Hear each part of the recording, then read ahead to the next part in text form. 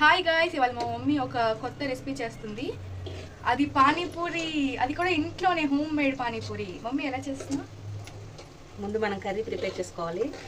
Night అంతా first బఠానీ నానబెట్టుకొని నైట్ అందులో ఒక బంగాళదుంప వేసి రెండు ఉడకబెట్టుకొని ఇలా పేస్ట్ చేసుకోవాలి. ఇప్పుడు బాండీలో కొంచెం నూనె వేసుకొని ఒక ఆనియన్ వేసి వేపాలి, సరిపోతుంది. దాని తర్వాత కొంచెం టమాటాలు. మమ్మీ చేస్తుంటే స్మెల్ మాత్రం చాలా బాగా వస్తుంది గాయ్స్. అప్పుడేనా చాలా అంటే ఎప్పుడు చేస్తారని వెయిటింగ్ ఇక్కడ. టమాటాలు కూడా కొంచెం బాగా వేయాలి. ఇప్పుడు చూపిస్తున్నాను మీకు ఎంత డిస్టెన్స్ కావాలో వేగడానికి.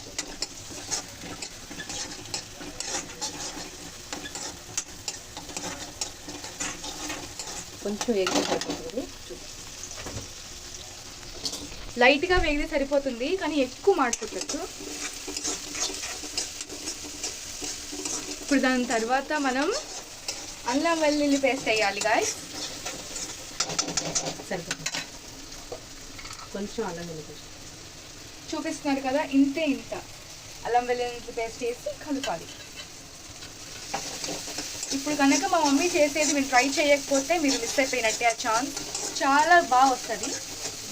ఇప్పుడు మనం ఉడకబెట్టుకున్నాం. ఇప్పుడు మనం ఉడకబెట్టుకున్న పప్పు కర్రీ అంతా వేసేది. ఆ పప్పు కర్రీ ఇంకా బంగాళదుంపది వేసేసుకుందాం. చూస్తున్నారు కదా,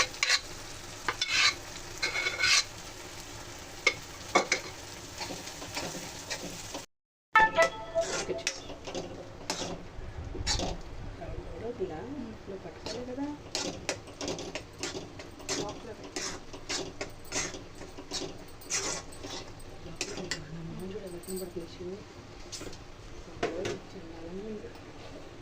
చాలా బాగా వస్తుంది స్మెల్. ఆహా, చూడండి.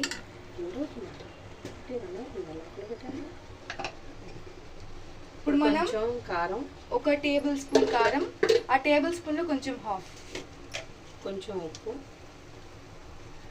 ఒక చిన్న టేబుల్ స్పూన్ ఉప్పు. చూడండి,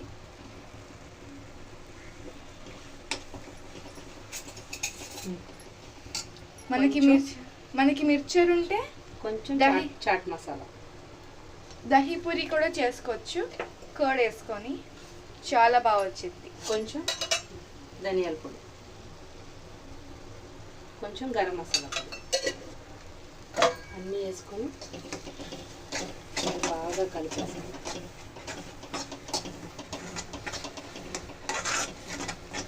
కొంచెం వాటర్ వేద్దాం. ఇప్పుడు కొంచెం వాటర్ వేద్దాం.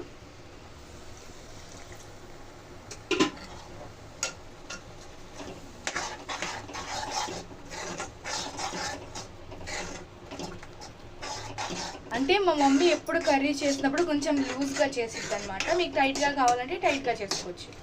అంటే లూజ్గా అయితే టైట్ అయిపోద్ది. ఎక్కువ వాటర్ వేసుకుంటే కొంచెం సూపీగా ఉంటుంది, కానీ తక్కువ వాటర్ వేసుకుంటే కొంచెం సేపటికి అది బాగా దగ్గర అయిపోయి కొంచెం మీకు గట్టిగా వచ్చింది. 2 minutes అయితే కర్రీ రెడీ అయిపోయింది. ఇప్పుడు కర్రీ అయిపోయింది గాయ్స్. మనం ఇప్పుడు చూద్దాం, దించేసుకోవాలి. చూసారు కదా, స్టవ్ కూడా ఆఫ్ అయిపోయింది. ఇప్పుడు మనం ఓన్లీ లేట్ ఏంటిదంటే పూరి లేపుకోవడం. డిమార్ట్లో ఇలాంటి ఒక ప్యాకెట్ దొరికింది గాయ్స్, స్మాల్ సైజ్. అది కొనుక్కుంటే చాలు. ఇప్పుడు అవ్వేదాకా మనం వెయిట్ చేయాలి. మొత్తం ప్రాసెస్ అయిపోయింది కదా. ఇప్పుడు మనం పానీపూరి వాటర్ చేద్దాం. పానీపూరి వాటర్ కావాల్సింది కొత్తిమీర, పుదీనా, ఒకే ఒక పచ్చిమిరపకాయ, చిన్న అల్లం ముక్క చూపిస్తున్నాను కదా. ఇప్పుడు మనం దీన్ని గ్రైండర్లో వేసేసుకుందాం. దానికి తగ్గట్టు కొంచెం వాటర్, పేస్ట్ లాగా కావాలి మనకి.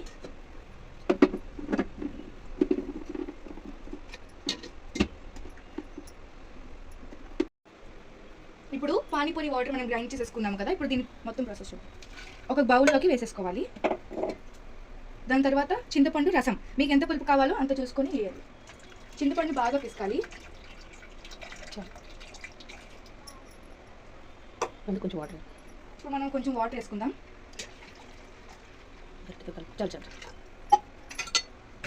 మిక్స్ చేసుకుందాం. సాల్ట్. ఇప్పుడు మనం సాల్ట్ చూద్దాం. ఒక స్పూన్ సాల్ట్, ఇంకా అంతే. కొంచెం చాట్ మసాలా మిక్స్ చేసుకున్న తర్వాత కొంచెం చాట్ మసాలా. చెప్పు. ఇప్పుడు మనం కలిపేసుకుందాం. గరం మసాలా, ఇప్పుడు గరం మసాలా ఇంతే, ఇంత.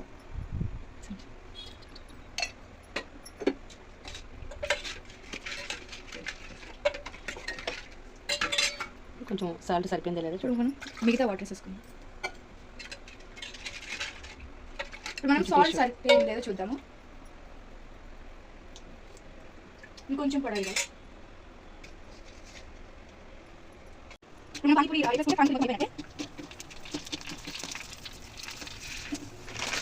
మరీ బ్లాక్ రాకుండా జస్ట్ నార్మల్ కలర్ పెడతాం.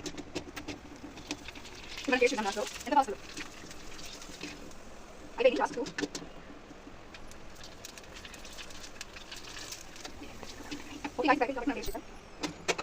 టేస్ట్ చేసేద్దాం.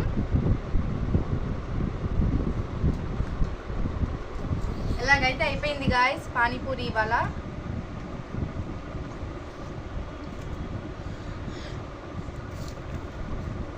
కొంచెం వేడిగా ఉంది.